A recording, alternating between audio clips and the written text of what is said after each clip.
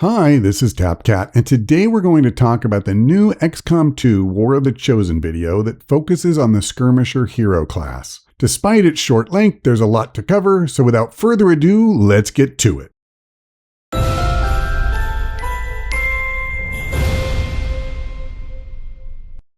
The Skirmisher Resistance faction are former Advent soldiers who found a way to remove the chips that kept them mind controlled. But rather than rely on standard weaponry and tactics from their Advent days, they've developed a number of new tricks and wonderful toys.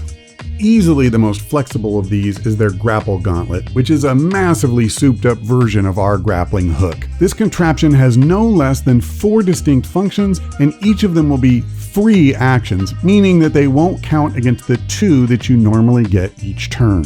First up is the simple grapple, which allows you to swing up to an elevated position. Now, this is something we've already had access to since XCOM 2 launched in various armor sets, and it provides a nice boost to mobility, as well as making it easier to get those aim bonuses for shooting from a higher elevation than your target. What we haven't been able to do before is to use the hook to pull us toward an enemy so that we're literally in melee range. A quick word of warning on that one, just consider whether you're willing to risk revealing another pod of aliens before you launch yourself behind enemy lines. An alternative approach that's safer in that regard is to pull them out of cover right next to where your skirmisher is standing. You will need to score a hit for this to work, but for an enemy with high health, this should make it a lot easier for the rest of the squad to get their licks in and take it down. And the fourth use of the grapple is an ability called Whiplash, which delivers a shock attack. Now, this is similar to the specialist ability Combat Protocol and does double damage against robotic enemies. Now, we can see in this shot that its base damage is 6, but keep in mind that this is a full kernel using the ability, and it's very likely that the damage at lower levels will be less. My best guess is that it will follow a progression similar to Combat Protocol, where it starts at 2 in the early game, and then as you perform some kind of upgrade, it scales up to 4 and then 6. I think another similarity we can expect is that this will be limited to 1 or 2 uses per mission. Don't get me wrong, I definitely expect this to be useful, but it lacks Combat Protocol's greatest strength, which is that it's guaranteed to hit, while sharing its relative weakness in that it's more of a way to finish off badly wounded units than it is a way to open a can of serious whoop-ass against a major opponent.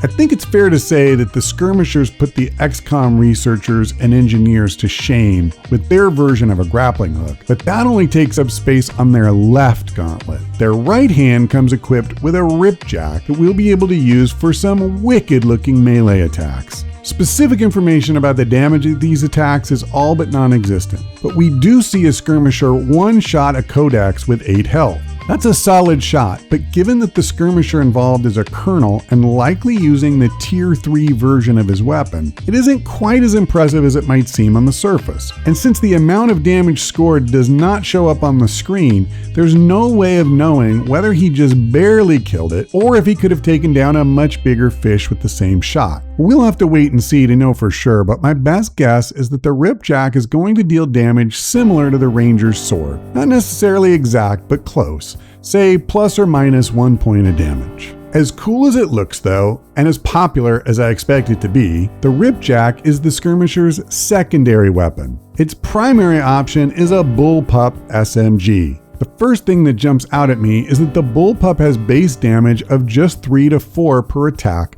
compared to the standard assault rifle's 3 to 5. It also has a magazine capacity of 3, which is going to make expanded magazines a highly attractive upgrade, particularly since the skirmisher appears to have a variety of abilities designed to give them extra shots per turn, but more on that in a minute. Bradford tells us that the Bullpup is most effective at close range, but it's not clear exactly how. This screenshot is the one example we have where we can see the rifle in action, and it raises as many questions as it answers. First, we can see that even though the skirmisher isn't terribly close to that Advent officer, he's still getting a 12% bonus for weapon range, and it's safe to assume the bonus will get higher as you move in, and hopefully scale up considerably as you move within those last few tiles. But while he's close enough to get an aim bonus, there's no chance whatsoever at a critical hit. And I'd hope that we'd see some kind of bonus there as we move closer to help compensate for the low base damage of the Bullpup. So is a possibly hefty aim bonus all we're going to get at close range? Or is there a damage boost that we just haven't seen yet? My guess is that there is going to be a damage boost of some kind, but we'll have to wait to find out what. The final note on the Bullpup is that it can be fired twice per turn. The XCOM website says this can be done with training. There's no mention of what level this ability is offered at, but given the low base damage of the weapon and the fact that it's highlighted in the video as one of the core attributes of the rifle, it's likely to be available in the first tier of abilities you can choose from. And speaking of choosing abilities, let's go ahead and cover that topic now. First off, just like the Reaper and Templar, you'll need to spend action points to buy each ability. There are no free choices as you're promoted, but you'll have the option of buying more than one ability per level. One newly revealed ability is Interrupt. This is a new form of Overwatch that will let you perform any single action rather than just fire. I'm curious to see whether this ability can be stretched to include a free action like a grapple prior to using the Interrupt action. Even if not, you could destroy the cover an enemy just ran to, or just take one of a few possible actions you were considering prior to ending your turn, but wanted more information before making a decision. I don't pretend to have even begun thinking through all of the possibilities of this one, but it has the potential to give skirmishers more flexibility and interesting choices, and I'm a big fan of both. Reflex will give the skirmisher an extra action on the next turn for each enemy that's fired at him. Take careful note of this icon because you'll see it again in the lower left of this next screenshot. Second from the left is the exact same icon. Since the ability is active on this skirmisher, and since it doesn't show up at all in his tray of available abilities, it's safe to say this is a passive power that will always be on once you take it. We don't have a screenshot for Battle Lord, but we already know that this is one of the options available at Colonel and allows you to take an immediate action after each alien takes theirs. You're a virtual alien ruler for a turn, and anyone who has played the Alien Hunters DLC knows just how powerful that is. Even better, the more enemies you've engaged with, the stronger this ability gets. So the more you need to use this, the more it will actually help you.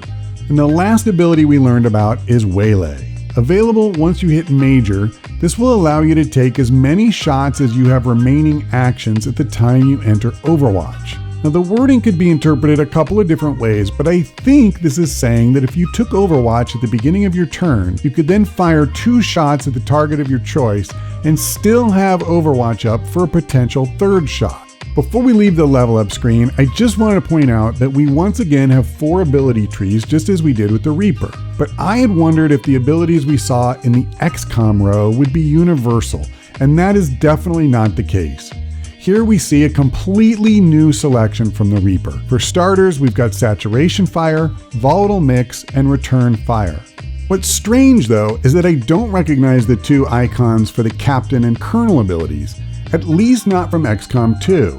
That Thunderbolt is very similar to Lightning Reflexes from Enemy Unknown, and the other one has me wondering if it could be a reworking of the icon for another Assault class ability known as Aggression. Given that it boosted your chance at a critical hit for each enemy in sight, it would be a perfect fit for the Skirmisher, but I'm definitely taking a shot in the dark with that guess. Alright, that covers everything I was able to glean from the trailer. If you saw something I missed or have a different take, then by all means let us know in the comments.